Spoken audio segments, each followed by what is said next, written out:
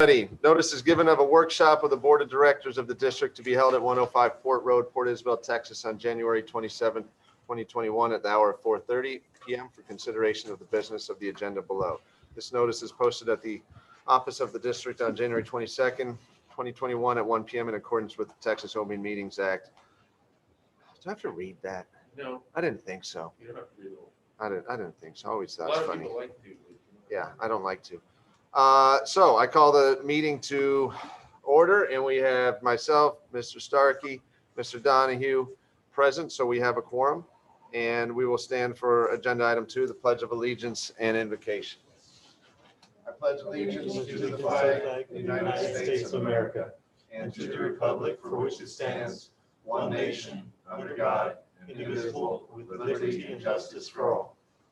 Carlos? Yes. And Father, again, we thank you for another day that you have provided for us, Lord, that we can meet and do business for the district and for the public and for all of us to look forward and doing the best we can and making decisions here, Lord, that you will help us with everything tonight.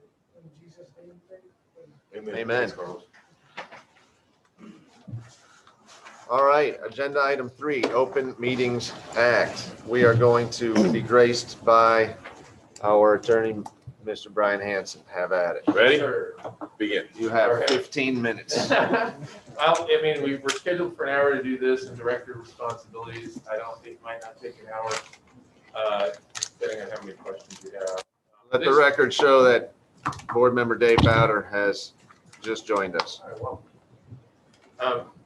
For the new board members, my name is Brian Hanson. I'm a partner at Pryor and Hanson Law Firm out of McAllen, Texas. We've met before, but we haven't been trying to introduce myself. We handle water law. We represent water supply corporations, irrigation districts, water districts. That's primarily. Can I get a coffee? What we're doing tonight is the Open Meetings Act training, which is required for board members to do within a reasonable amount of time after they join the board. So this will serve as that for y'all. And it's also a good refresher for everybody else, because there's always questions that come up. And a lot of it seems really basic, but it's a lot of basic information that you just kind of got to know. And hopefully this will help with some questions that you get along the way. If you have any questions at all while I'm speaking, please ask them, interrupt me. I do not. All right. So the first question is, what is a meeting? It is always, I mean, a lot of times, board members will ask, like, well, I was at this function and there were other board members there. So you always have to be, does that mean I was violating the open meetings? You got to be careful of when we're all gathering together as board members in an amount of a quorum or more, if it's 3 or more of y'all, because there might be a question, well, hey, were they talking about district business? You're not supposed to. So for it to be a meeting, it's a gathering of a quorum of the board. They deliberate about formal business or action taken, or for the board to speak about, listen to information about public business, like staff. If you all show up or like get briefed by the staff, that's something that to be considered a meeting. It needs to be noticed beforehand.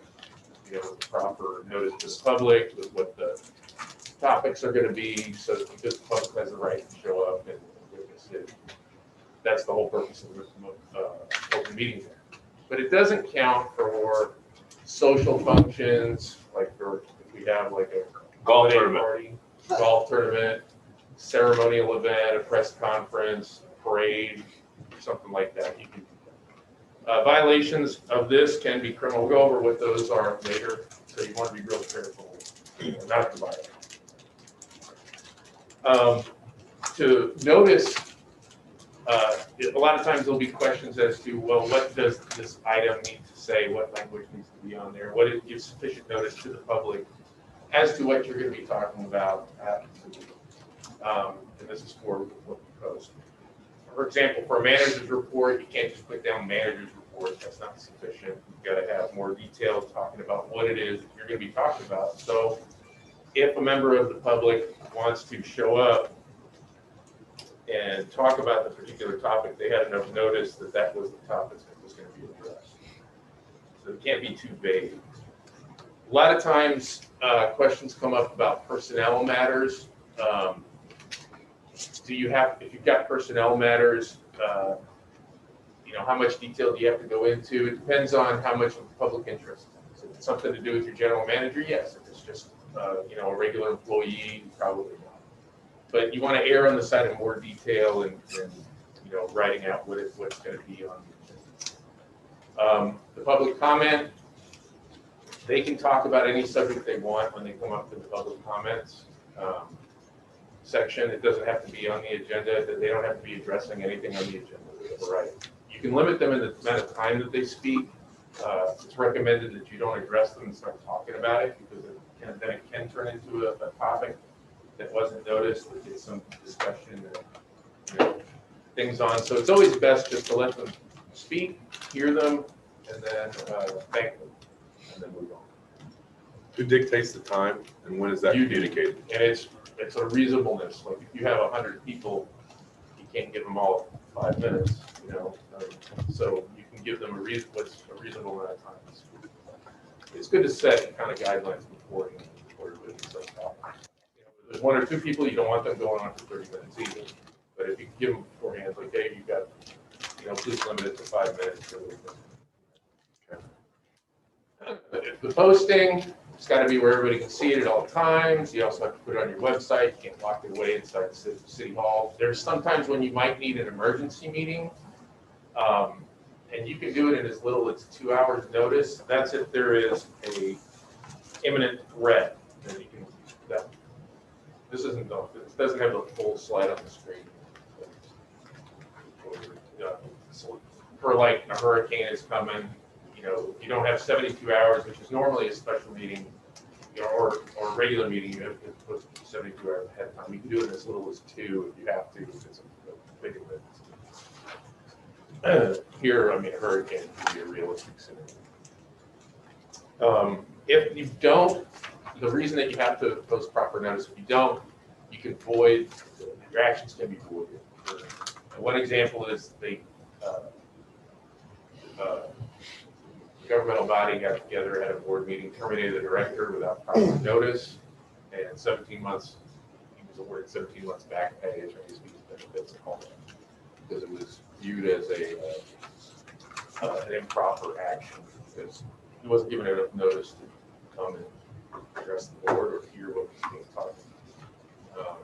And he even got hired shortly after he was fired, but still got all that awards, which is not usually the case. So if you make a mistake, you fix it, renotice it as soon as possible. You particularly want to pay attention to touchy issues. Meeting locations. Now this is all, you need to be accessible to the public. This is all kind of changing with COVID. Accessible to those with disabilities located in the boundaries of the district's jurisdiction. And I'm saying it's changing because it's all online now. Everybody has to. That's the access that everybody has to these things. The public is allowed to record the meeting. Ours are recorded online here. So, you can impose, this is what I was talking about, you can impose reasonable time limits on public speakers. You can't limit their time unless it's I can't, but generally you don't limit what it is that they're going to talk. Now, closed section, executive session. This comes up a lot. Like, what can we go into executive session? What can we go into closed session? And you have to just kind of keep in your mind the general principle that almost anything, even if it's business that you're talking about, the public has a right to know about it because this is the public's interest. We're working for them. But certain things you can go into closed session for because it would be a detriment to the topic or to what you're trying to accomplish. Pending litigation, that's the big one. Talk to your attorney. It just can't be to talk to your attorney about anything. It can be to talk to your attorney about pending litigation, executive session. Current litigation, settlement negotiations, things like that. So that's attorney consultant. Personnel matters. To deliberate the employment, evaluation, reassignment, duties, discipline, or dismissal of an employee, to hear a complaint against an officer or employee. An officer could be a board member. It doesn't apply. Okay, so what you do is you put that on your agenda. You're going to talk about this employee, about this matter. The employee sees it, and they can request that it be an open. Don't talk about being closed session. I want it to be an open. Then they can hear it, but they have to make that request. And then it's not a closed session. Same for a board member? Right. It doesn't apply to like an independent contractor. If you want to talk about like your engineer, your attorney, or something like that, you can do that. Deliberations about real property can always be in closed session when you're going to purchase it, lease it, exchange it. If it's going to have a detrimental effect on it for like a third party. This isn't all contracts necessarily. I mean, sometimes, you know, you can do it for contracts, but definitely when it's about real property, talking about buying real property, you can go into closed session. The purpose of going into closed session is not to invite third parties in to negotiate. If you're going to be negotiating something like that, you need to discuss it by yourselves and then come back after the decision. You can't bring in the third party into your closed session and make them a part of it to negotiate. That's not good. Okay. Next. Okay, so when you go into it, you state the reason you're going into it. That's where you do have to read the part of the code, Dr. Lalonde. You do have to read that part of the code out and the reason that you're going into closed session. There needs to be a record of it, unless you're talking to your attorney about litigation. You don't need to record it. You can do it. We do it. I think we just record it. Like we do the rest of the meeting, just keep it private.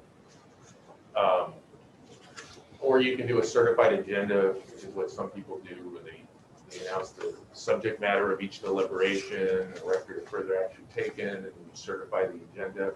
That is if it's not being orally or written.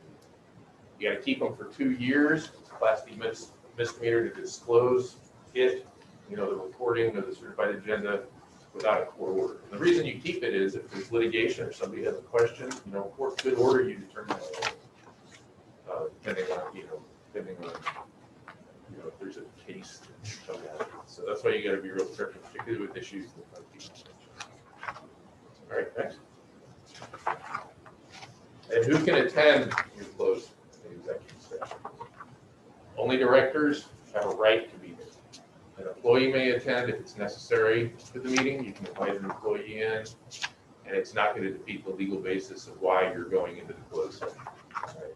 So that's why you don't bring third parties in and discuss a real estate contract or something like that, because it's not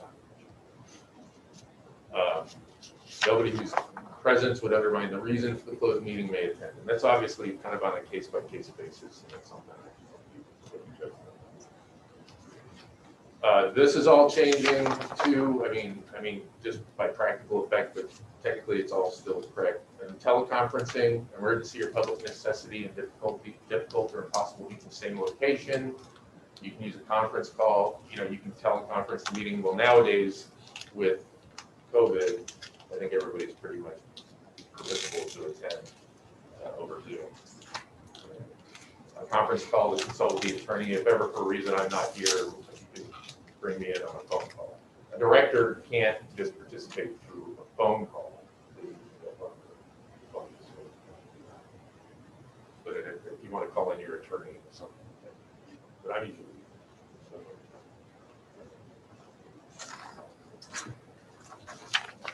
Sometimes issues come up with online message boards where you're not meeting together in a quorum, but if you're all participating on a message board together, discussing board business, that comes up. That can be a violation. Now you can talk on an online messaging board together as long as you're not voting on things and you're not deliberating, and certain requirements are met if we want to set up one of these things. Apparently this has been an issue with some boards where they like to set up these message boards and talk. And so they've come up with certain rules. I'm not aware that we have here, that's been an issue. But whatever it does, wherever you want to have something like that, let me know. parse through the details and figure out that. There are posting and archive requirements, technical requirements, grading. So if we really want to do that or something. All right.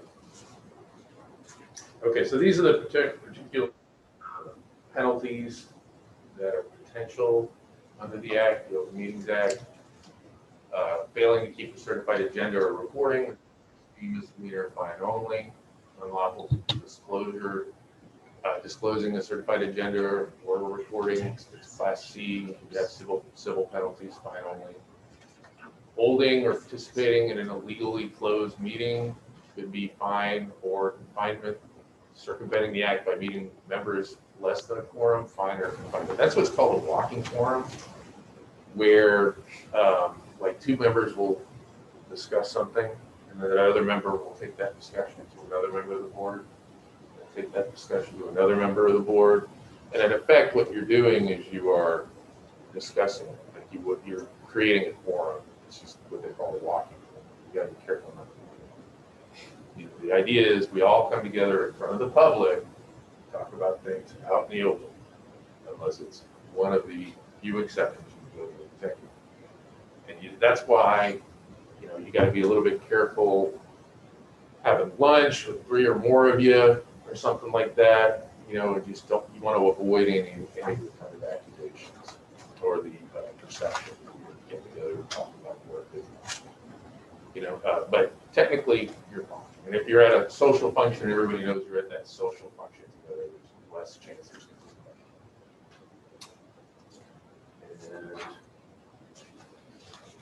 Civil remedies, a court can void an action taken. That's what they can do if you hold they don't leave the meeting, like we talked about earlier with the example of the situation.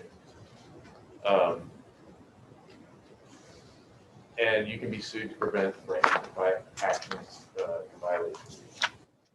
Individuals can sue. So that kind of any kind of governmental immunity can potentially.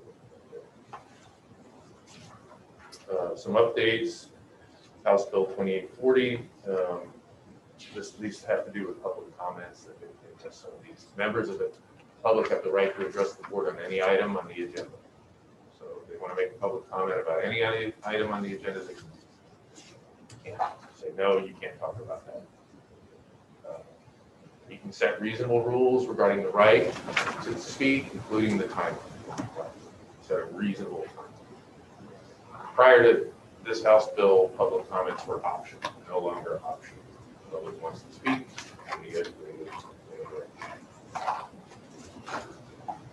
Senate Bill 494, the emergency meeting procedures.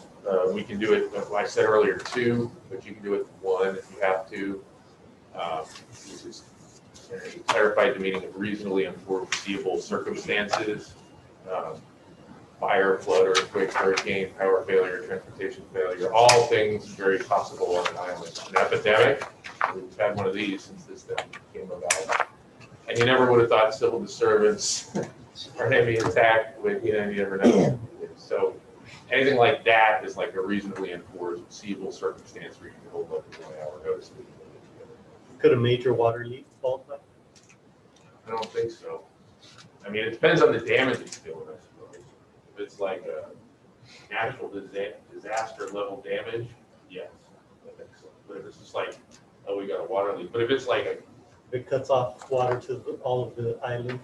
and you need the board together to take an action, yeah. I mean, if there's something that requires, normally something like that, that's you guys hustling to get it done, you don't need the board. But if it's like, hey, there's a hurricane coming, we need to take these drastic actions, right? Or a natural disaster or something. And so that's it as far as that. Unless you have any questions. Great. We'll move on to agenda item 4. All right, the next one is, this is the conflict of interest policy and just the general responsibilities of the board. So you understand what it is that it should be doing and generally what it is that it should be.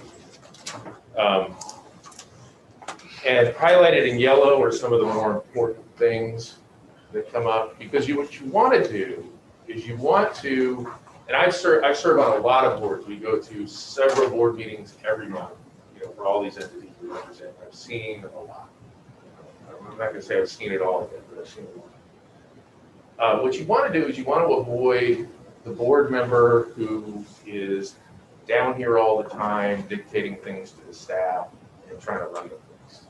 That's not really what you're supposed to be doing. What you're supposed to be doing is Are we hanging on back. camera right now? What's that? Are we on camera? Is this public right now? Yes. Yes.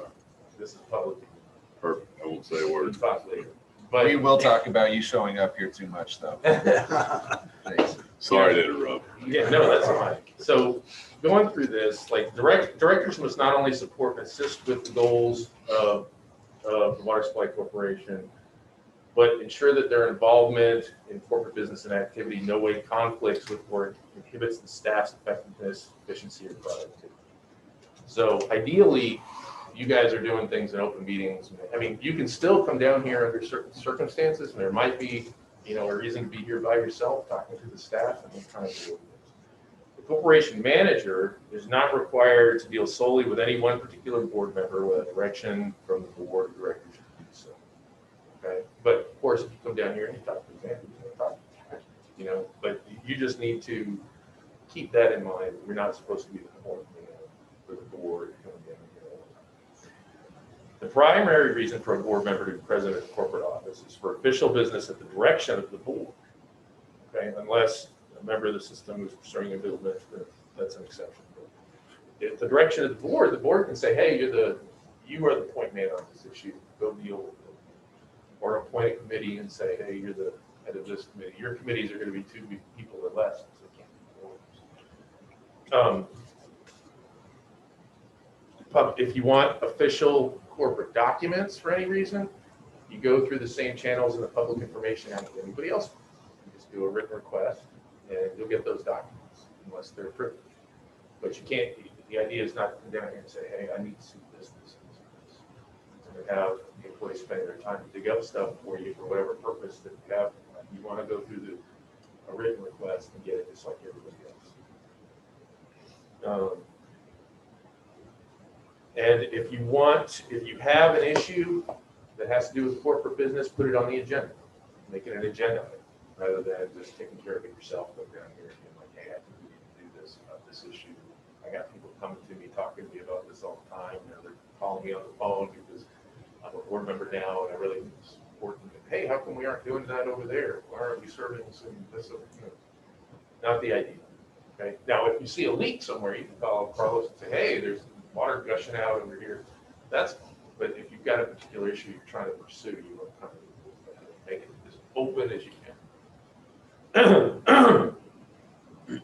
So, number 5, under no condition should a board member approach any staff member of the corporation to seek solutions to any corporate business unless it has first been addressed by the board.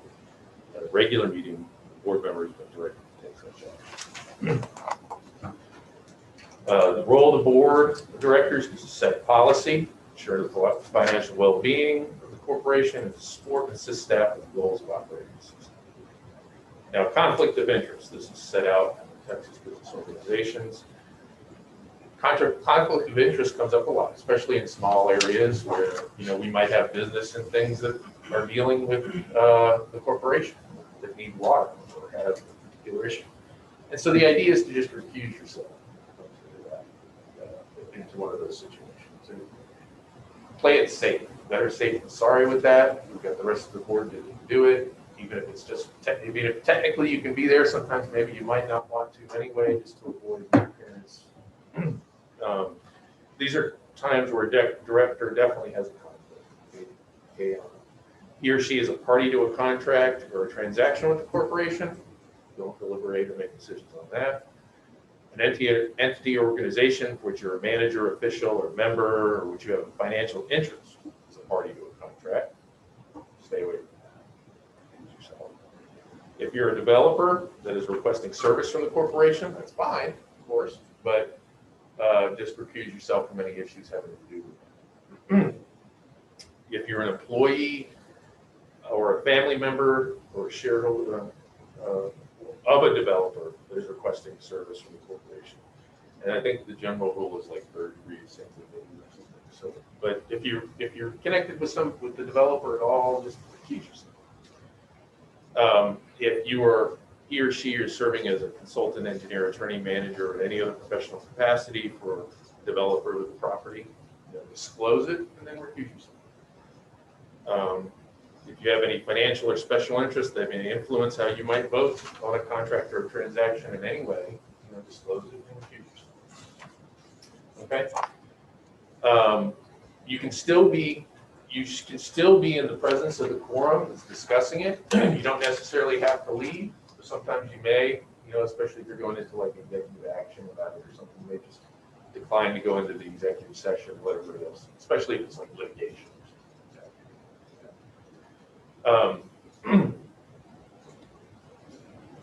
The material facts as to relationship or interest as to the contract or transaction are disclosed. You can still be present. You just need to disclose them. You can't just sit silent. But tell everybody, hey, this developer is my cousin.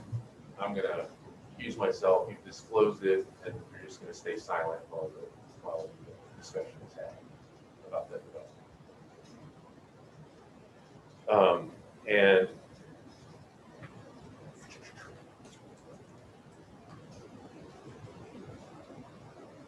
okay, and then we just need to make sure that the minutes disclose the statement of the disclosure and that the contract and the transaction is very the corporation, as long as you have, let everybody know about that.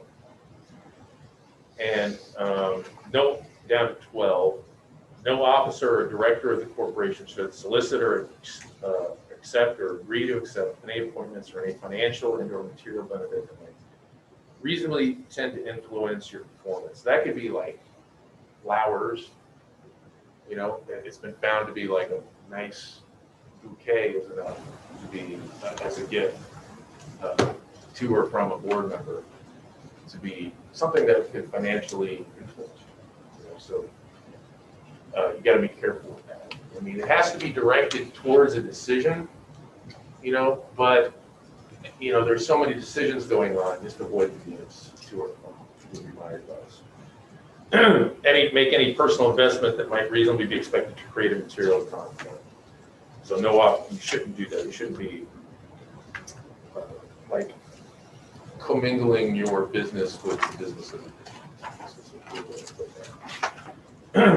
and having to do with another person or a third party.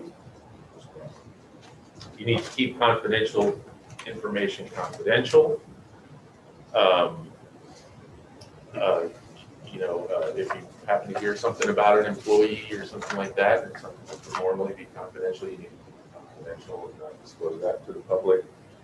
The staff, the equipment, the building, don't come in here and run your own copies and, be sleeping in the back room and stuff like that. The corporation building is a corporation business only. You can't get a loan from the corporation. What if we find other employees sleeping in the back room? Well, that's up to yeah, probably I would probably advise. Then that would warrant a closed session to talk about said employee. Right. No better. Which should be requested by said employee to become open, I would advise that nobody. so we can discuss the sleeping habits. I'm following. And you're not entitled to any kind of compensation for doing your duties as a director other than reasonable expenses reimbursed. You might get sent to one day when all of this lifts and we're actually going to seminars and stuff again in person, you might get sent somewhere to a hotel and reasonable, expenses paid for, but you don't get a compensation for your time. This is work in public you're doing. That's generally and you can read through this in more detail if you'd like, unless anybody has any questions. That's the training. My only question would be, why did we schedule that for 5? Exceptional. Good job. Well, you don't know. You never know. You're right. If you have a bunch We of all questions, thought Dave there's would have more discussion. questions. A lot of times that happens, but if you just let me blow through it like this. Well, Mr. Hanson, I appreciate service you've given us over the past 2 years. Yeah, thank I think you've showed up at almost every single meeting and Yes. you've been present for some some interesting things over the past 2 years. So we look forward to our continued relationship with them. Well, it's my Thank you. honor and my pleasure to be able to serve for you guys. I really appreciate it. Great. And anybody, oh, and directors, you can call me individually about stuff. I mean, we're not circumventing a forum. Sometimes you wonder, oh, can I call you? If you have a question on something. Or Good. if you wanted something on the agenda and you're not sure if it should be on the agenda, or you don't know what, if you want to approach, you know, the staff or somebody about an issue and you're not sure if you should, just give me a call. Great. Okay. Awesome. With Thank you, that, sir. we'll adjourn at 5:02, right? To start again at 5:30, right? I can't, because we can't go right now.